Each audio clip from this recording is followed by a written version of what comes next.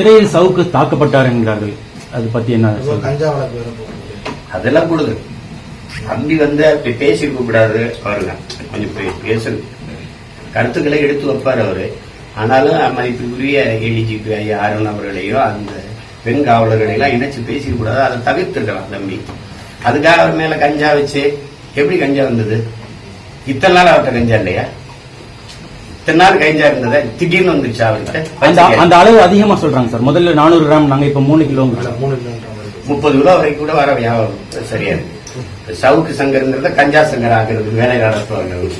அதெல்லாம் இந்த சிறைக்குள்ள வச்சு அடிக்கிறது தாக்குறதுல அதெல்லாம் ரொம்ப குடிஞ்சு. ஒருத்தர் மேல கேஸ் போடணும்னா கஞ்சா கேஸ் போடுறதுங்கிறத வழக்கமா எல்லாரும் சொல்லுவான். ஏப்பா கஞ்சா கேஸ் போட்டாங்களான்னு. அது இன்னைக்கும் திராவிட முன்னேற்ற கழக அரசு அதை ஃபாலோ பண்ணிட்டு இருக்குது. இதெல்லாம் ரொம்ப கேவலமான விஷயங்க. அதாவது ஒவ்வொரு கிராமத்துல கூட கஞ்சா போடுறதுக்கும் போதைப் பொருள் போடுறதுக்கும் இவங்க கூட இருக்கிறவங்க தான் பெரிய பிசினஸாவே நடத்துறாங்க. அதை விட்டுட்டு கஞ்சா கேஸ் போடுற பழைய நடைமுறையை இன்னைக்கு இந்த திமுக அரசு நம்புவது அப்படிங்கிறது கேவலமானது. நீங்க அவர் சொன்ன மாதிரி அவரை தாக்கி இருக்காங்க, அவர் நீதிமன்றத்துல இல்லைன்னு சொல்றாங்க. உண்மை என்னன்னு தெரியாது, என்ன நடந்திருக்கு அப்படின்னு தெரியாது. ஆனால் சந்தேகம் என்பது இந்த மாநில அரசு மேல கைது செய்யப்பட்ட போதே வருகிறது. நீங்க அவதூறுன்னு ஒரு சட்டம் இருக்கு, அவதூறு பண்ணா வழக்கு போடணும்னு ஒரு சட்டம் இருக்கு. மத்த பொதுவா இருக்கிற மக்கள் எல்லாம் என்ன சொல்றாங்க? கம்ப்ளைண்ட் கொடுத்தா நீங்க போய் டிஃபமேஷன் கேஸ் போடுங்கங்கறாங்க. ஆனா இவங்களுக்கு எதிராக மட்டும் உடனடியாக அரெஸ்ட், அப்புறம் அவங்க கூடவே கொஞ்சம் கஞ்சா, அப்புறம் ஜெயிலில் உள்ள அடிக்கிறாங்களா இல்லையான்னு எல்லாம் தெரியாது. ஆனா அப்படி எல்லாம் தாக்கப்பட்டிருந்தால் இந்த அரசு ஒரு கேவலமான முன்னுதாரணங்களை உருவாக்கி கொண்டிருக்கிறதுன்னு தான் அர்த்தம்.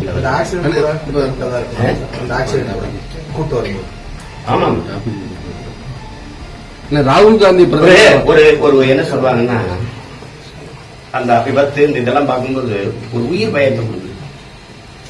வெளியில போய் பேசாம இருக்கணும், பேசக்கூடாது அப்படின்னு அச்சப்படுத்துறதுக்கான வேலை திட்டங்கள் தான் இது. இல்லை பெண் காவலர்களை இழிவா பேசுறாங்க அப்படின்னு மகளிர் அணி தலைவர் பெண் காவலர்களுக்கு எதிரான ஒரு விஷயத்தை அவர் அரசுக்கு எதிரான விஷயமா மடைமாற்ற முயற்சி செய்றீங்க. நான் கேக்குறேங்க, இல்ல யாராவது அந்த வழக்கறிஞரா இருக்கிறதால தான் நான் சொல்றேன். சந்தியா மூத்த பத்திரிகையாளர் சந்தியாவுடைய புகார்லயும் எஃப்ஐஆர் போட்டிருக்காங்க. ஏற்கனவே இந்த பெண்கள் தொடர்பான விமர்சனங்கள் அடுத்தடுத்து பேசிட்டு இருக்கிறதுனால தான் இந்த வழக்கு பதிவு பண்ணுறது. அதை எப்படி பாருங்க?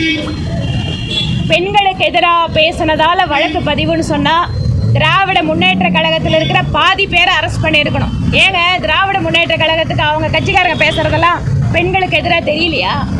இன்னைக்கு என்னவோ பெண் காவலர்களை இழிவாக பேசிட்டாருன்னு இப்படி பொங்குகின்ற அரசு, உங்க கட்சிக்காரங்க எவ்வளவு தூரம் பெண்களை கேவலமா பேசிட்டு இருக்காங்க. நீங்க முன்னாள் முதல்வர் செல்வி ஜெயலலிதா அவர்கள் மீது வைத்த அந்த விமர்சனங்கள் எல்லாம் எப்படிப்பட்ட வகையை சேர்ந்தது? இன்னுமோ திடீர்னு பெண் காவலர்களாக உருமாறிட்டாங்களே. ஒவ்வொரு நாளும் சமூக ஊடகத்தை பாருங்க, எந்த அளவுக்கு உங்க கட்சிக்காரங்க பெண்களை மோசமா பேசிட்டு இருக்காங்க. சந்தியா ரவிசங்கர் கேஸ்ல எஃப்ஐஆர் எப்பங்க போட்டாங்க? அந்த அம்மா நேஷனல் விமன் கமிஷனுக்கு போய் மனு கொடுத்து அதுக்கப்புறம் வேற வழி இல்லாம கமிஷனோட டைரக்ஷன்ல எஃப்ஐஆர் போட்டாங்க. என்னமோ தானே கொடுத்தோன்னே எஃப்ஐஆர் போட்ட மாதிரி எல்லாம் பேசுறீங்க. 6 வருஷத்துக்கு முன்னாடி எஃப்ஐஆர் போடாதது யாரோட? நான் கேக்குறது, 6 வருஷத்துக்கு முன்னாடி நீங்க கேக்குறதுக்கு நான் சொல்றேன். யாரா இருந்தாலும் நான் என்ன சொல்றேன், நான் எந்த கவர்மெண்டா இருக்கட்டும், ஒரு பாதிக்கப்பட்ட பெண் புகார் கொடுத்தாங்கன்னு சொன்னா நடவடிக்கை எடுக்க வேண்டியது எந்த அரசாங்கத்தோட பொறுப்பு.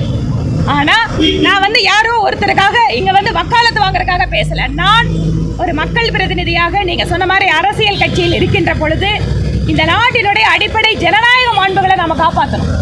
அதனாலதான் சொல்றேன், எங்க மேலேயே மிக மோசமான விமர்சனத்தெல்லாம் வச்சிருக்காங்க. ஆனாலும் கூட அதிகாரம் எங்கிட்ட இருக்குங்கிறதுக்காக நான் கஞ்சா கேஸ் போட்டு இதெல்லாம் உள்ள தள்ளுறது, இதெல்லாம் என்னங்க இது?